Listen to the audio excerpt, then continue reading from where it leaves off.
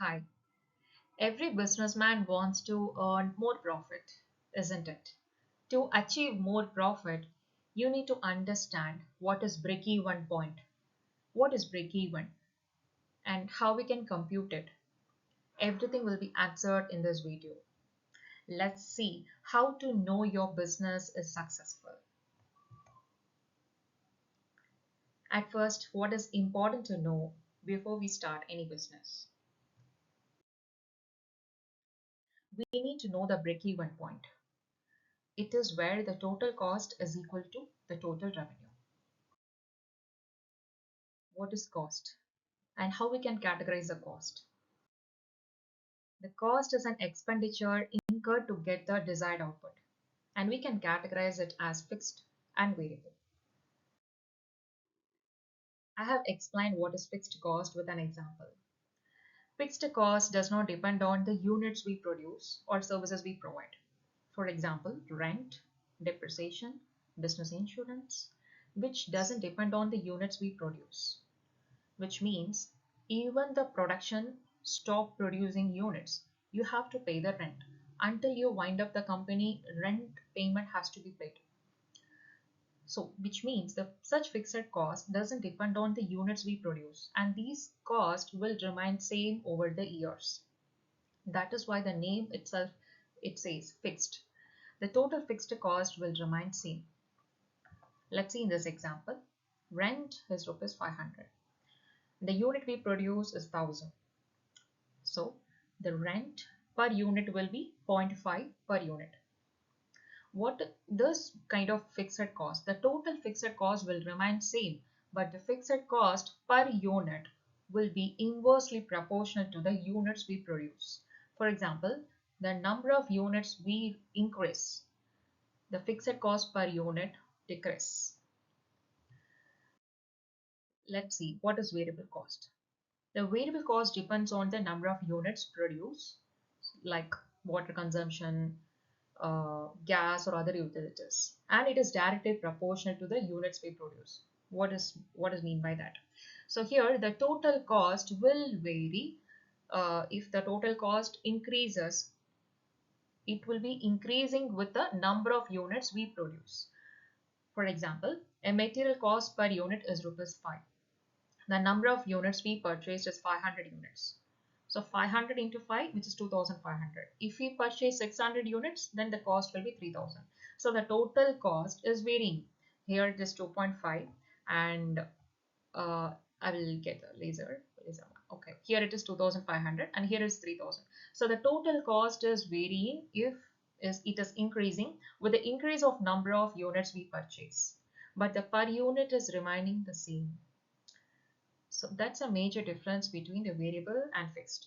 There is a fixed cost, the total fixed cost will remain same regardless with the number of units we produce, whereas the total variable cost will vary with the units we produce. If it is directly proportional to the units we produce. If you understand this example, then you get this. Cost per unit. Total cost incurred divided by total units we produce. And it helps in pricing decisions or used for profit planning. I have explained you how we can apply in a manufacturing industry how to compute the cost per unit. And you can take a screenshot. And in another example, it's a service industry, how to compute the cost per unit. In case of manufacturing industry, the cost unit will be the products. But in case of the service industry, the cost unit either it can be an activity or the number of hours. They can take, for example, in case of software type of industries, they can use a cost unit as a number of hours because the employees and the hours or the resources. So they can take the hours as a cost unit. Or they can take a service or the type of an activity for every project. They can take it as a cost unit. The case may differ. Now we able to understand how to compute the cost per unit. But how we know how many units to sell to reach the desired profits? Let's understand. See, there is some point the businessman has to reach it to generate more profit. For example, it is not in the hands of a businessman to uh, to fix the number of units he wants to produce. He need to check the break-even point, and he need to produce more than the break-even point to generate more profit. Then we need to understand what is break-even, how we can apply the break-even point. The businessman can generate profits when sales can be made beyond the break-even point. Now, what is break-even point? It is a level at which a business neither earns profit nor the losses. It covers the total cost. So beyond the break-even point, you can generate more profit. Okay, and here it is the equation, the BEP units, which means the fixed cost divided by contribution per unit. If you divide this, then you get the value, how many number of units you have to reach for sure. So at that level, you can earn no profit, no loss. But beyond that level, you can reach profits. Let's see in this example. Mr. Aravind owns a factory producing cellophane pens, and his fixed cost is rupees 1,50,000 per month. The variable cost, direct material rupees 3, direct labor rupees 2, variable overhead rupees 2, the selling price is rupees 10. So these are all the variable cost per unit. This is a formula. Selling price less variable cost will get the contribution per unit. When you divide this fixed cost, which is given for per month, divided by contribution per unit, which is 50,000, it means Mr. Arvind needs to sell more than 50,000 units per month to generate profit. So Mr. Arvind has to make a plan.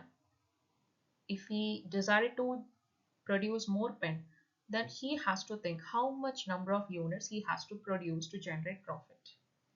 For this, he need to understand what is break-even point.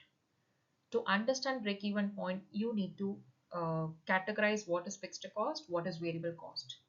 If you categorize a variable cost, then you have to check what is a variable cost per unit. You have to compute it, and selling price less the variable cost per unit, you will get the contribution. Once you get the contribution, the fixed cost divided by the contribution per unit, you will get the number of units you mandatorily has to reach it to cover all of your cost. To generate profit, you have to produce more than 50,000 units. That is why it is very important to understand the break-even point. So every businessman, if he wants to earn more profit, then he has to know the break-even point. In this video, I hope you can understand the break-even point and how to compute it. Let's see another video. Thank you for watching.